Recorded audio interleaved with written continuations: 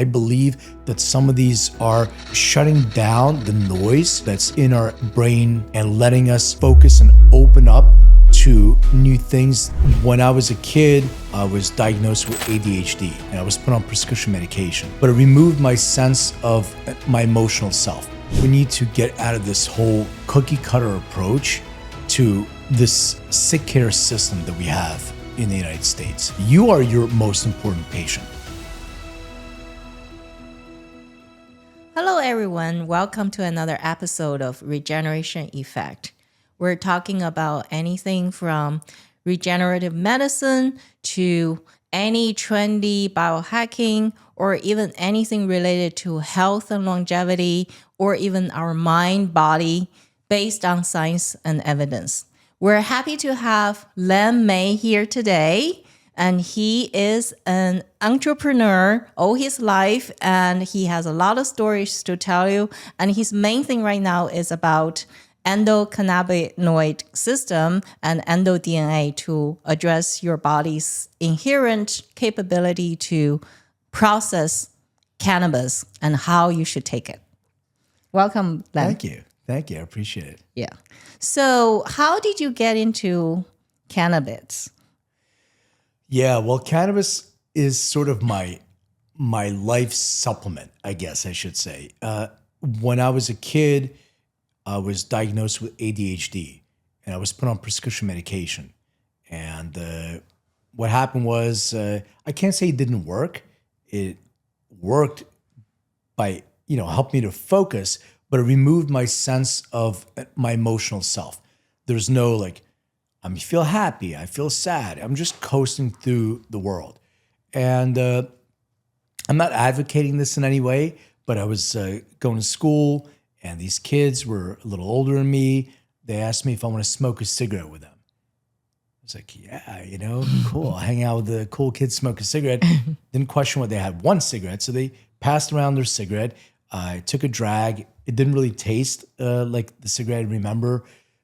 Because I was dabbling and trying as well. So I took another drag, they're laughing at me. They ended up putting cannabis in the cigarette. And what happened was, for people that maybe can relate to this, sometimes ADD is like when you have a lot of browser windows open at the same time and you're sort of going from one browser window to another. And what happened was my browser windows sort of narrowed and I could focus. And I was like, oh, well, this became my go-to medicine. Yes, it was illegal. Yes, my parents didn't like it at all. They would catch me and ended up, punishing me and then ended up kicking me out of the house, basically. Oh, so they found out. Oh, yeah. They found out. They called the cops on me. They called the police on me, tried to have me arrested. And my dad literally kicked me out of the door. So I didn't speak to them for years. But now they take formulations that my company has patents on and are very proud of the work that my company does. So it came full circle. Okay. So then how did you eventually get into this endoDNA adventure? Yeah. So, I mean, we talked briefly before this about being a polymath. So having this urge to learn different things and become sort of an expert, I guess, in that, just because you're so interested in it, you do a deep dive. So I had all these different jobs and all these different vocations that were of interest to me temporarily. And I think one of the mistakes that some people make who are polymaths or ADHD, they tend to stay in a thing that no longer stimulates them. You're no longer getting the dopamine hit, but you're still stuck. And what I pushed myself to do was get out and do something else, learn something else. So at some point I was a commercial real estate broker for a company called Keller Williams. And I was in Philadelphia, but I moved to California, to Los Angeles. And I was sitting in a real estate office and these guys came in, they want to open up an alternative pharmacy. So I was like, okay, alternative pharmacy sounds good. What is that? What do you mean? Like cannabis dispensary. So this 2010 under Prop 215 SB 420, it's legal, but it's medicinal and it's a not-for-profit entity. So there's a lot of paperwork that's involved in that.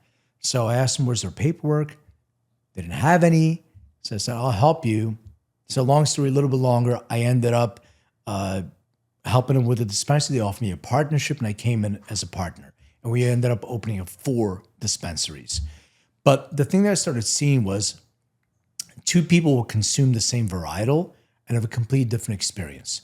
So my ADD kicked into hyper-focus mode, and I was researching, I saw a video by this guy who genetically sequenced the plant. And I reached out to him and ended up working with this company, going around the country, getting plant material, bringing it back to lab, extracting DNA, and sequencing it. So they taught me how to do that from the plant, which was great. And I started understanding, well, we're calling this plant different names, but really it's about the components of the plant, the cannabinoids, the terpenoids, all these different things that are part of the plant that make it unique. And then the parent company did pharmacogenomics testing. So the study of how drugs affect individuals and contraindications. So I started getting the human genetics.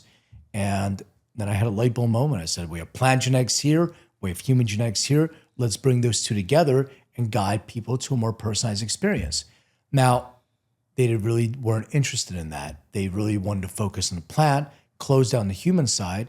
So I ended up grabbing a couple of scientists with me and launching EndoDNA in December of 2017. Okay. So when you were self-medicating yourself with cannabis, did you feel the side effects of it? Well, I mean, side effects are open to interpretation. So side effects can be positive side effects. Side effects can be adverse effects. So what the side effects of cannabis that I felt were munchies, feeling satiated. And for me, I try to go one level deeper. Why? I always ask why. When I was a little kid, I was like the why guy. There was like, why do you ask why all the time? I'm curious. I'm just super curious to find out. So I started researching why cannabis, and especially Delta-9 THC, why it creates this, as you said, side effect of feeling hunger, want to feel satiated. So there's a signaling from the endocannabinoid system that goes to the vagus nerve that stimulates ghrelin production. Ghrelin is the signal of what makes us feel hunger, and more than hunger, feeling satiated. So it's not like when you consume, you have this munchies for kale and salad. You want to eat fat, sugar, and salt because you want to feel satiated. So that's a side effect, yes. And you learn how to control some of that. So maybe don't have a bunch of M&Ms in your house. Maybe have healthier munchies. Maybe that's one. I haven't really experienced this because I'm not genetically predisposed, but some people experience stress reactivity. Some people experience other mood. I don't have that predisposition. It's interesting. I did both my parents' DNA tests. My mom, she wouldn't mind me saying this, she has every one of the stress and mood markers. Oh. So stress and depressive markers. My dad has none, zero, nothing. Extremely rare because I've done thousands of these. I have one, which is a depressive marker. And I think it only got triggered when I was going through my divorce many years ago. I did feel a little bit depressed, but I don't get that side effect of stress reactivity from cannabis.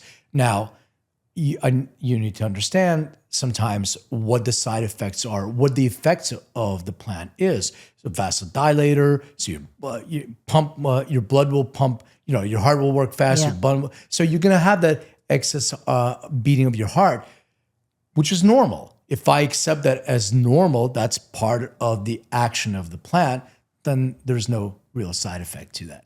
So then back then when you were experimenting cannabis yourself, you didn't know there's different people have the different type of reaction to the same kind of cannabis ingredient. I didn't even know there was an endocannabinoid system.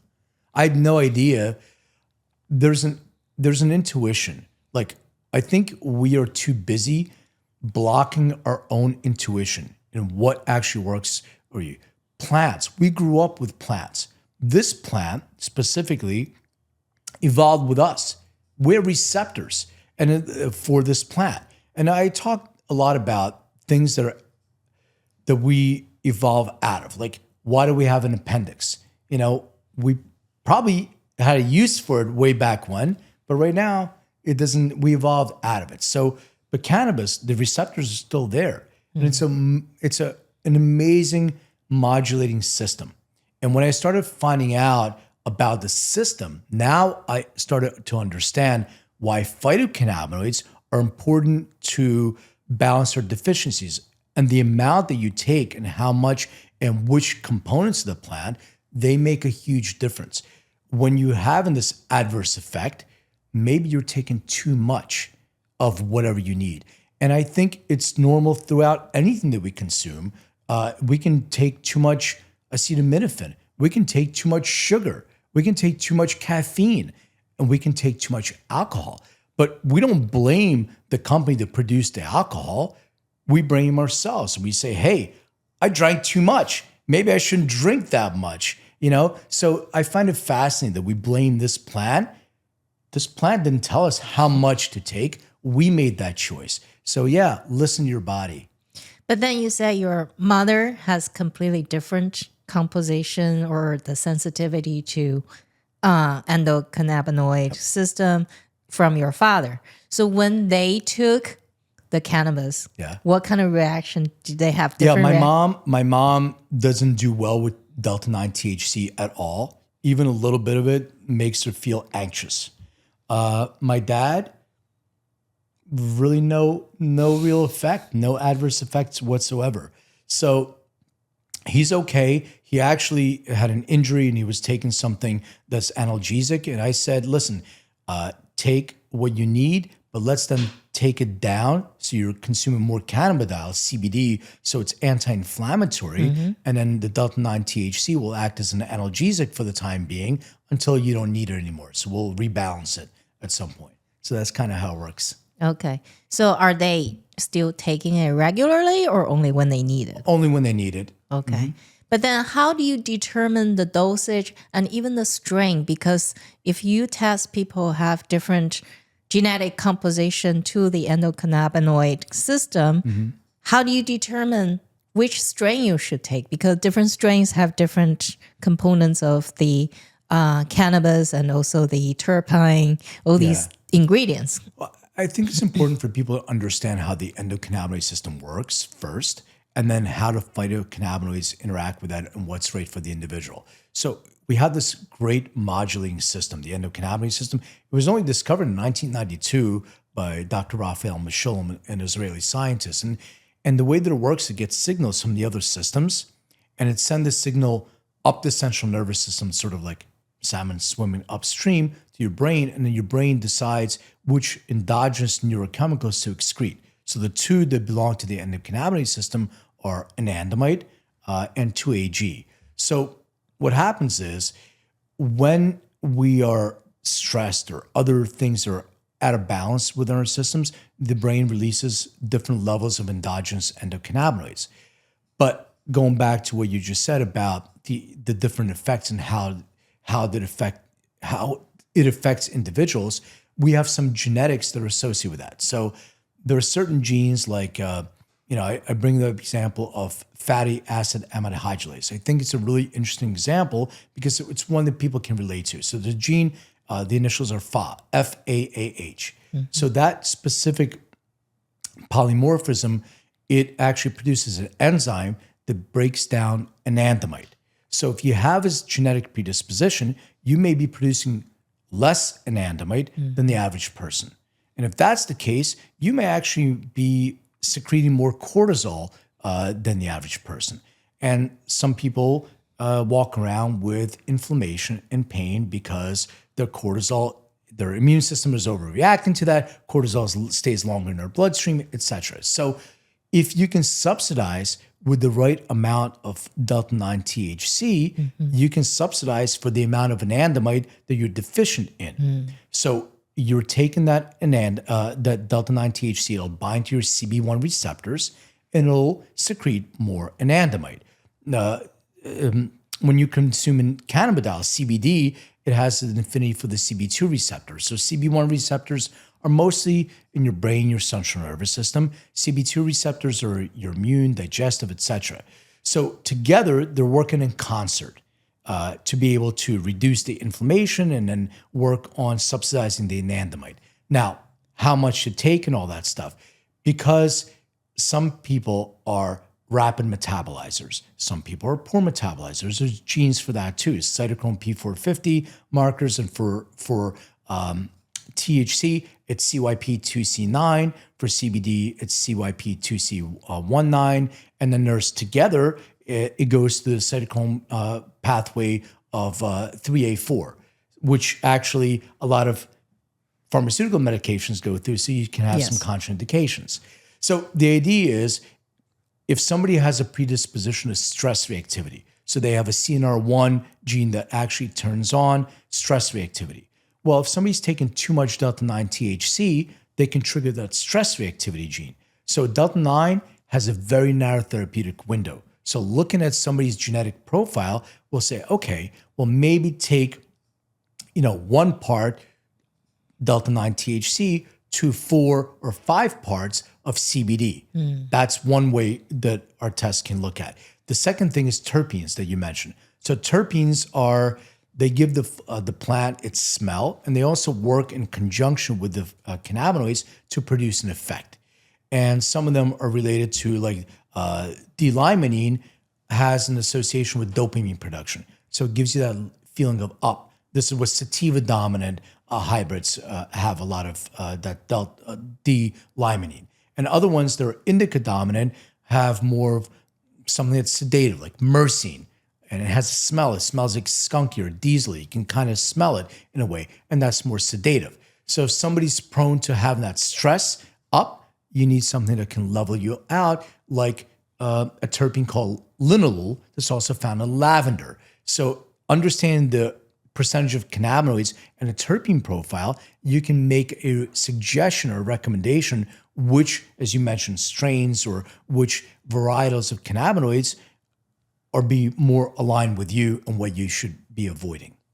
So in your EndoDNA company, in addition to testing people's DNA composition in endocannabinoid system, do you also test the strains of different cannabis? Yeah, so we don't test the cannabis itself. What we do is we get test results from different manufacturers that test their products. So the way that it works is you have a suggestion. Let's say we do your endocannabinoid system report, and it says, you're better with something a little more balanced. 1 part CBD, 1 part THC, and then your terpene profiles maybe linalool and beta-caryophyllene.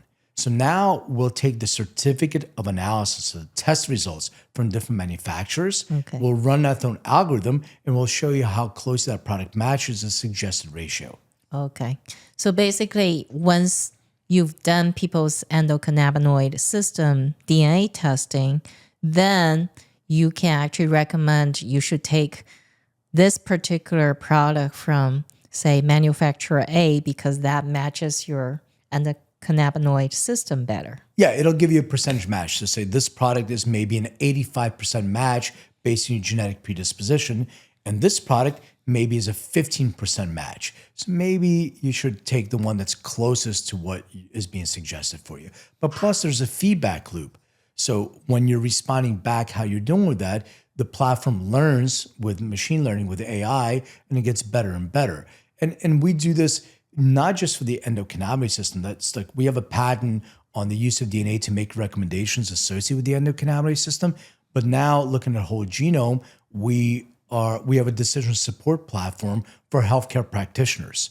So it uses DNA and other biomarkers to recommend different treatment protocols for practitioners that are more personalized.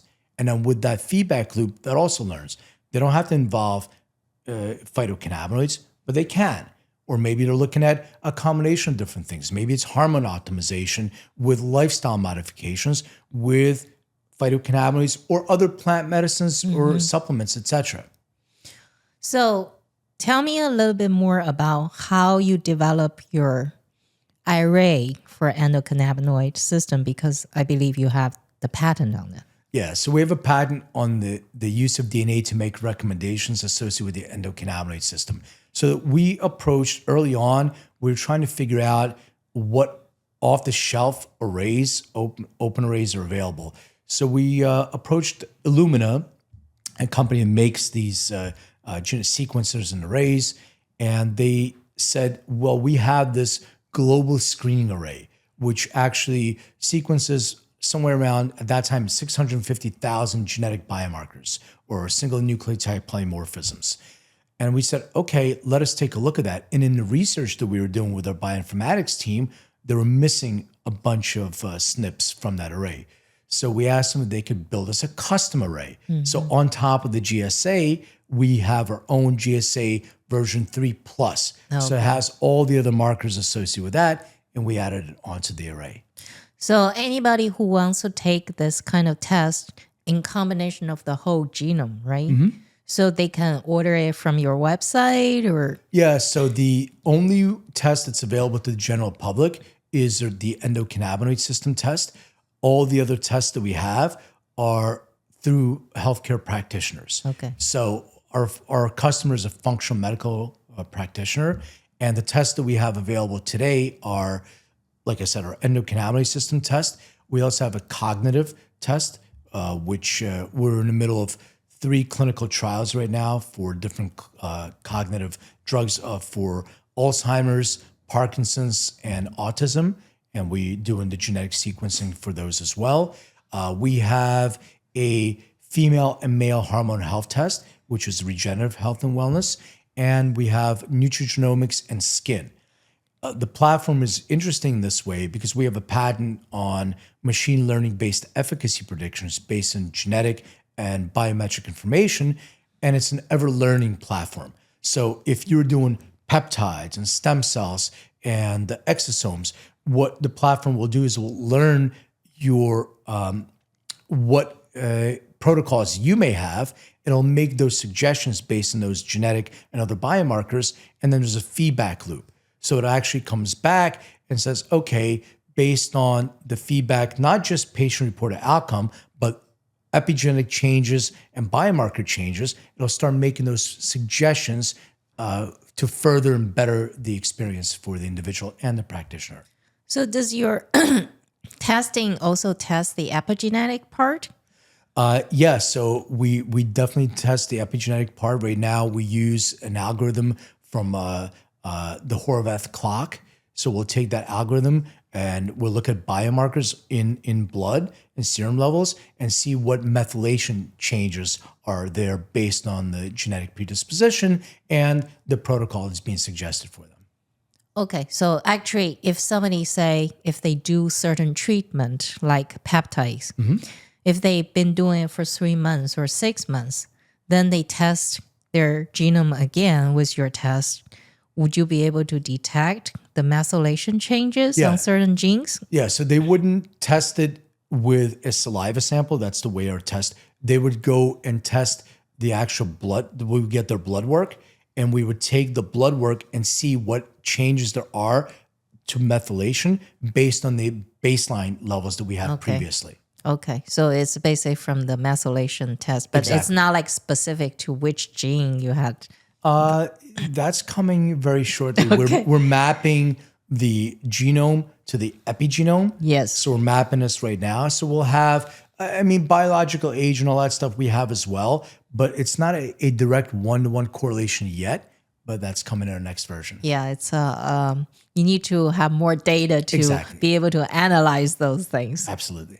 If this episode has been valuable for you in any way, please leave a review or a comment. It really helps more people to find more reliable, research-backed information in the space that's occupied with a lot of noise.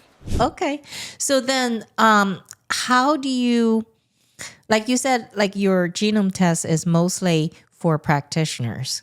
So then when practitioners get the result for a particular patient, do they just put in your analysis system and then your system will tell the practitioner what's going on with that patient? It's such a good question because I learned I'm not a doctor. I'm not a scientist. I'm just a person who's interested in a lot of things. But I was speaking to a group of doctors, a significant group of doctors. And I asked them if there was any questions at the end. There was no questions. And I'm like, man, I messed up. I may have not done a good job. And then afterwards, I started getting emails and texts from the doctors that were part of that. So I realized they don't understand genetics. A lot of them, not everybody, but they don't understand. So we build a platform called BIOS that allow you to interrogate the genome.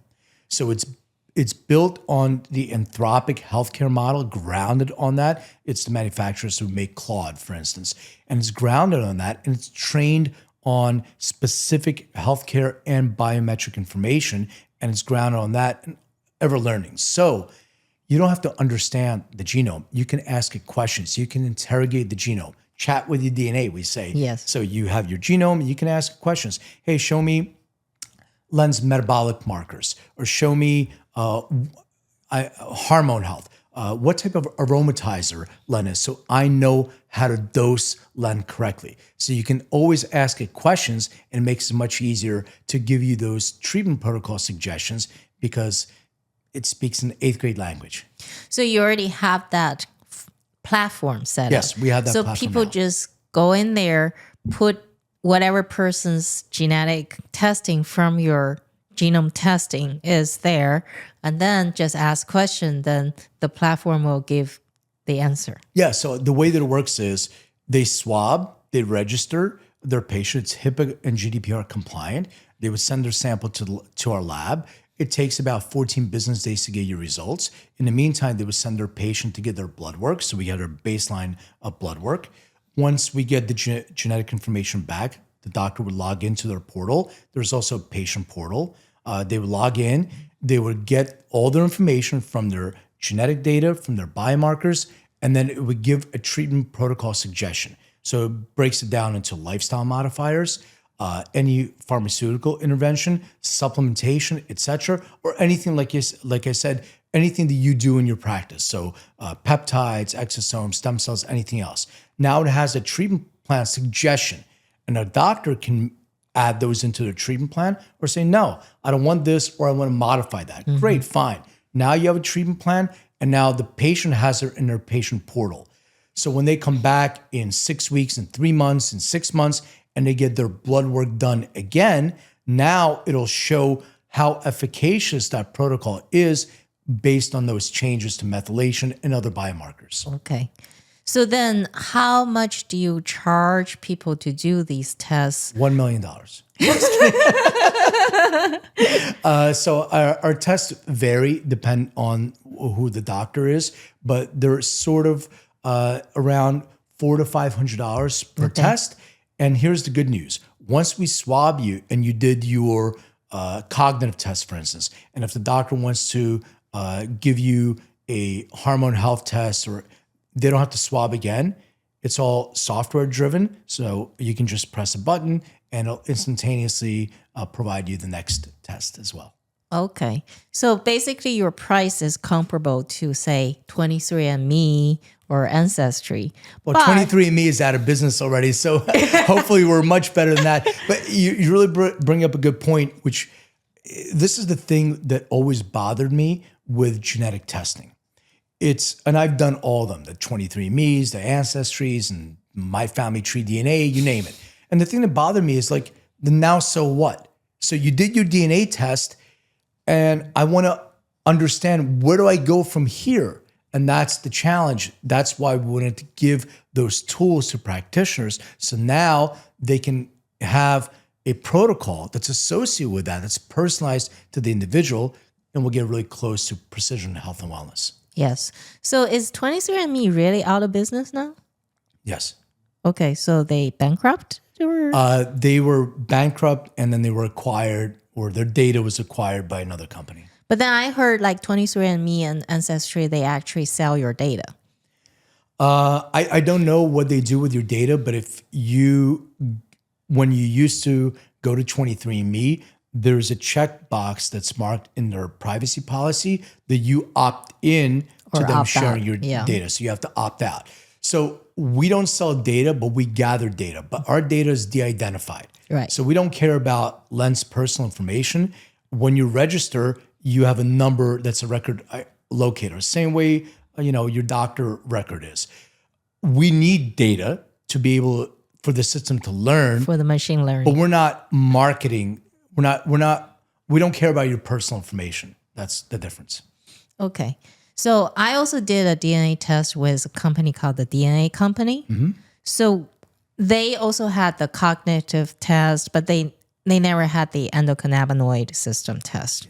But then in your cognitive test, do you also, in addition to test the endocannabinoid system, you also test the, say, dopamine receptor, dopamine,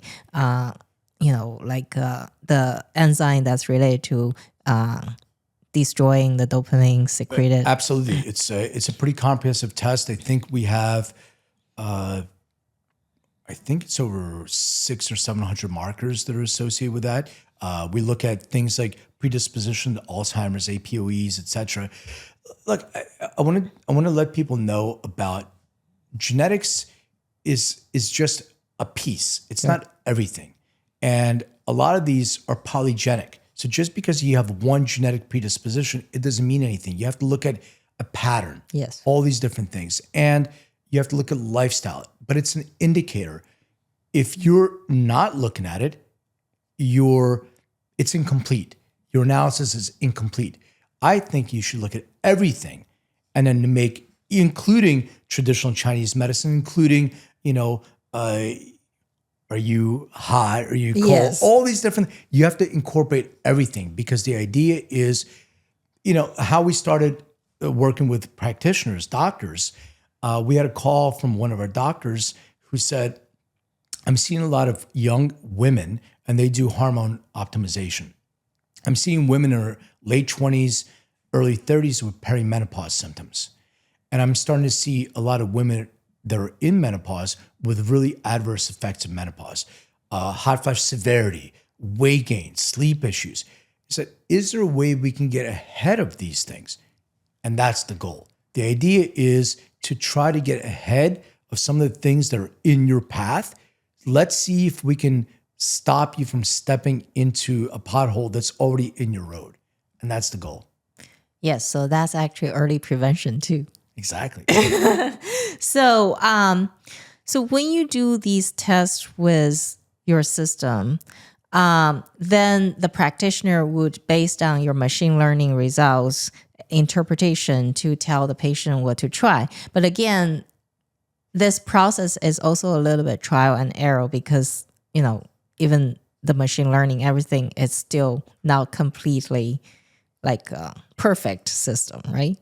Well, so if you're using nothing against ChatGPT or OpenAI or anything like that, it does have a tendency to hallucinate, it makes mistakes. And I was talking to a doctor at a conference recently that he said half his time is spent with patients, re-educating them based on protocols that a doctor gave them with the use of ChatGPT.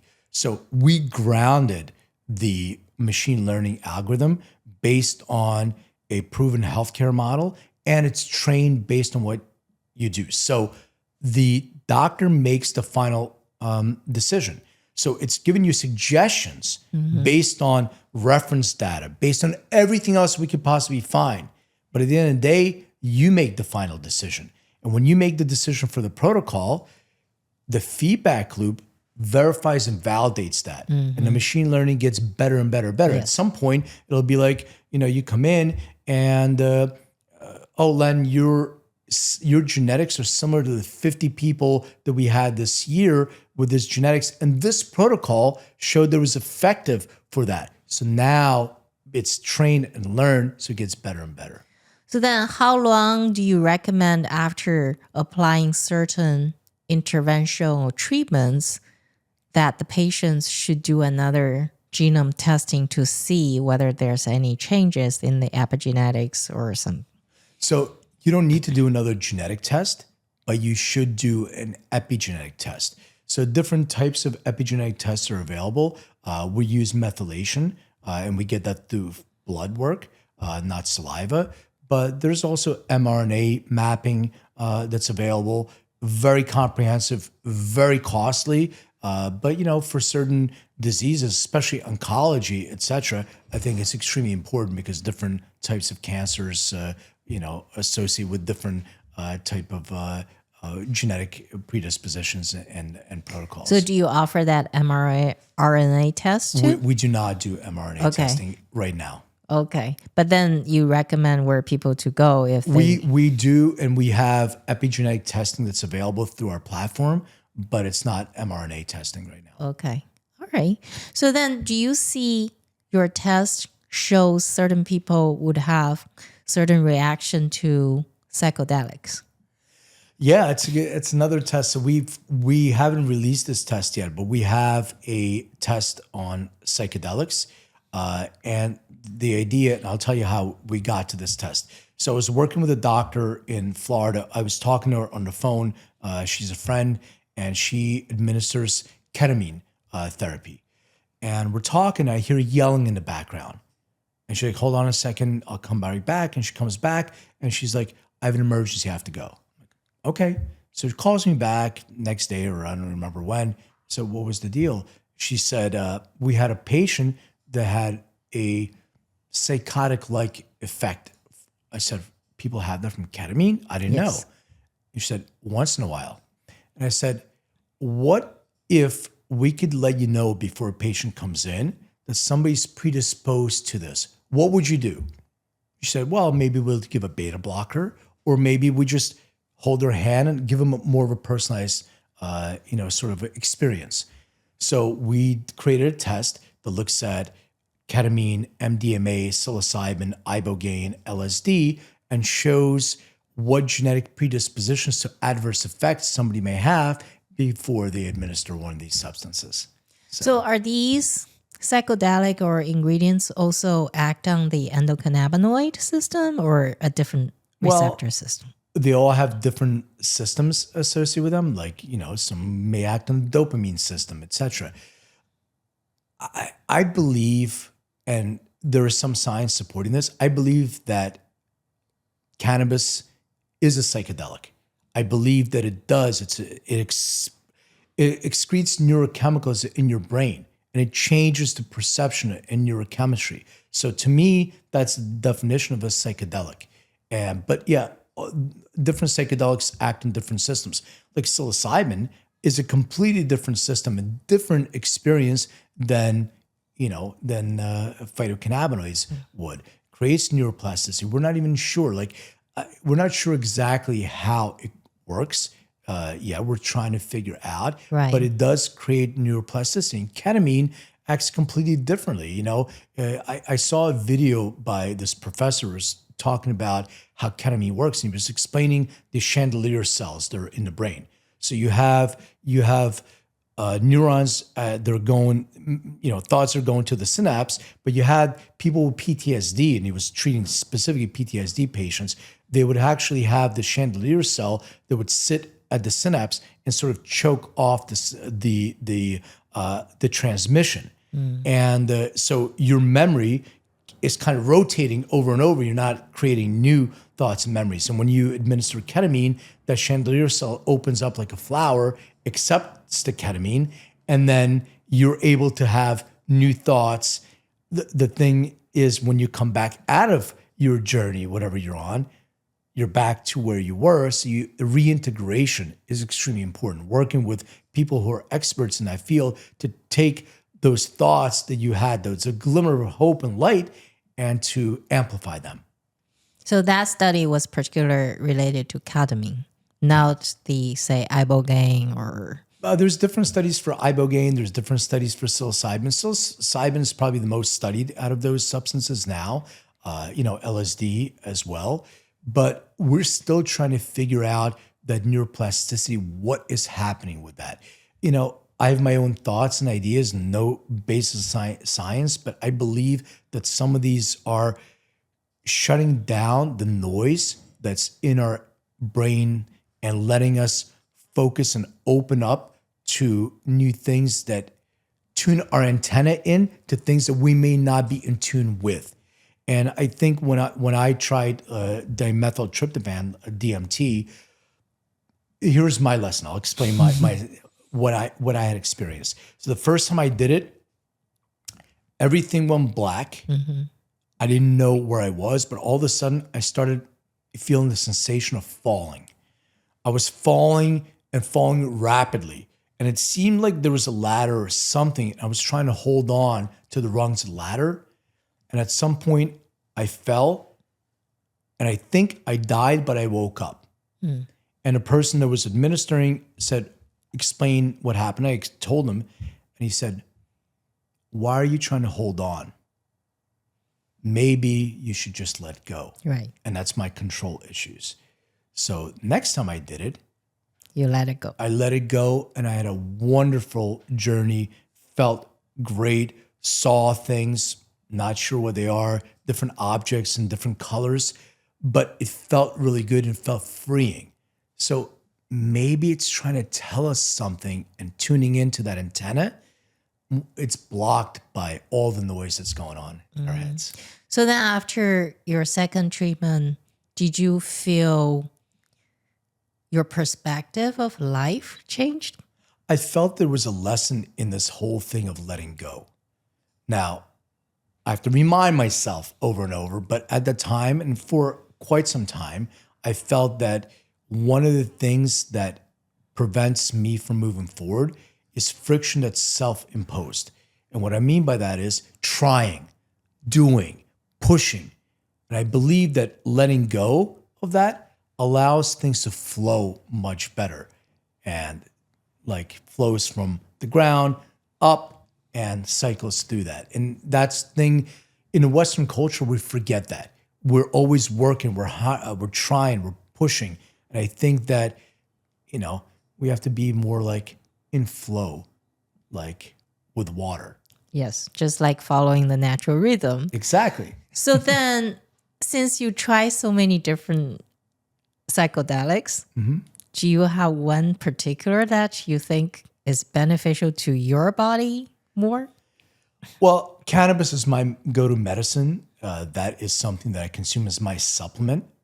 But with age and different mental state, the amount that I consume and what I consume changed. So when I was a kid, it was a lot more, and it was a lot more, maybe even, less therapeutic. I didn't realize. Now it's specifically with focus and intention. I like psilocybin from time to time. And I think it allows me to answer questions that I may have posed that I'm not sure what the answer is. So intention is key. Having set an intention, which is I want to get an answer to this question, allows me to dial in to that answer when I'm not trying through a psychedelic experience. Okay. So then how often do you think people should do that? Oh, I think it's an individual thing. Maybe sometimes once is enough for some people. Like, I don't have a calling for a DMT anymore. I've done it. That's good. Can I say I will never have a calling again? No. But I experienced it enough for myself and I got it. For some people, maybe you have to be aware of, are you doing it with intention? Are you doing it for a therapeutic reason? Or are you doing it because you want to escape, you want to numb, you want to get away from yourself? So the reason behind this is really important. Okay. So then you say you're still developing your DNA test for the psychedelic and how people's reaction to it. So we don't have like enough data to really analyze that yet, right? Not yet, no. We'll get there soon. Okay, so we're waiting for the new patent from you from EndoDNA, right? Exactly. So for people who are trying to not just using your EndoDNA testing, but also try to understand their response to different treatments better, what's your recommendation to them? Well, I think that we need to get out of this whole cookie cutter approach to this sick care system that we have in the United States. Like, we have to understand that big pharma is driven by profits, I don't really have, I'm not against big pharma. I think there's a lot of things that it's used for effectively, but we're all different. And if you think about it, the idea is to take care of the symptom that we're expressing and not drill down to the root cause of what's causing the symptom. A lot of work that you're doing. So I think everybody should be aware that they're an individual. They should have a relationship with a healthcare practitioner that's a partnership. Your doctor may have hundreds of patients. You are your most important patient.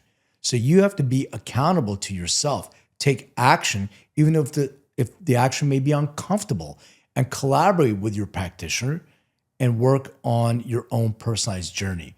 Learn as much about yourself as possible and learn how to prevent some of these things from becoming diseases when they don't have to be.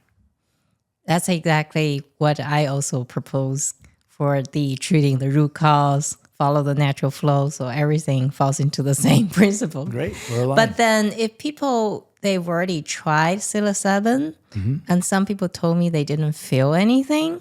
So is that also similar to CBD products or cannabis that they actually were not doing the right dose or they were not doing the right? Yeah, I mean, it's treatment? hard to say. I think dose is really important. We talked briefly about microdosing. We're all individuals. How I metabolize, I can be an ultra rapid metabolizer. So I can take the same dose as you and I don't feel it, but you're going to have an experience. So dose is extremely important. The other thing is set and setting, what your intention is and where you're having this experience. We are connected to nature.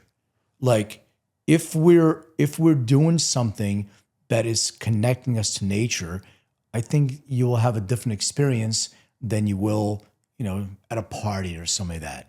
You're more in tune. Yes. So I think that dosing, setting, they're really important. Yeah, definitely not doing it at the party. You need to do the ritual with journaling, with counseling, and then exactly. with after the treatment, you need to do other things to help the neuroplasticity. Exactly. Ground that in and have somebody who knows what they're doing to be able to reintegrate you and decipher some of the things that you may have experienced that you're not sure. For me, I know in this a personal experience, and some people may share this or not, it's vasoconstrictor, psilocybin. So I started getting cold when I have a hero's dose, a dose that's, I know that I'm going to go on the journey. I start feeling cold, especially my extremities get So cold. what's the dosage you were using? So great question. It depends on the fruit that you're using. So there's a different amount. So I can use one called Golden Teacher that's 5 milligrams of psilocin, or I can use something called Penis Envy, which is a lot more psilocin. I can take the same amount, but the amount of psilocin in it is different. So you have to actually look at the fruit that you're consuming as well. Okay. Yeah, that's a lot of work to figure it out. There's a test for it. But then right now, have you figured out the gene that's related to, they say, degradation of the psilocybin component in human yet? No, not yet. I have a theory and a few, but nothing yet. All right, because we definitely need to know that to see how people react, what dosage we need to use. You're right. Okay. Absolutely. All right. So then if people want to do these type of tests, how do they contact you? How do they find out the practitioners who offer the test through your special patented endocannabinoid system test? Yeah. Well, endodna.com is the first place you would start. If anybody wants an endocannabinoid system test, they can buy it directly. It retails for $199. It'll be sent directly to your home, and you can see the results right there in your own portal. If any practitioners want to take advantage of any of our other tests, same place, EndoDNA, sign up and we'll get you the test you need.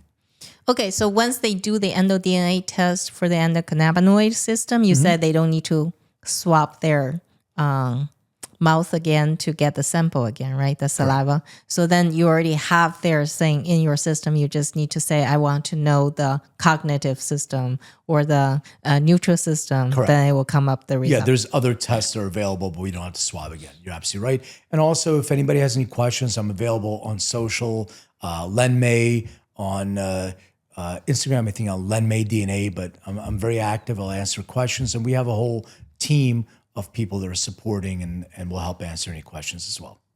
Okay, very nice having you here to discuss these complicated systems we're exploring, but it is definitely worth our endeavor to figure out how we can address the dosage, the methods we apply all these things, because I think they are definitely beneficial to certain type of conditions and even certain type of people. If they do it the right way, it will benefit them. Thank you. I appreciate it.